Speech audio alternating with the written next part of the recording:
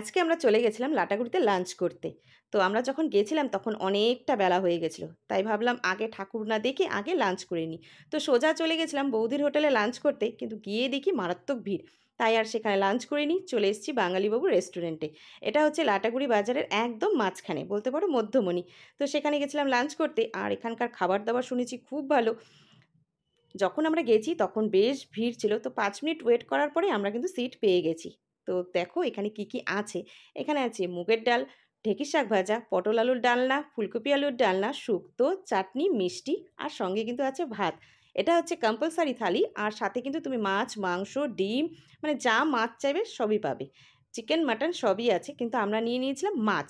কারণ আমাদের রাতে আজকে অন্য প্ল্যান আছে জন্য আমরা দিনের বেলায় আজকে মাংসটা খেলাম না।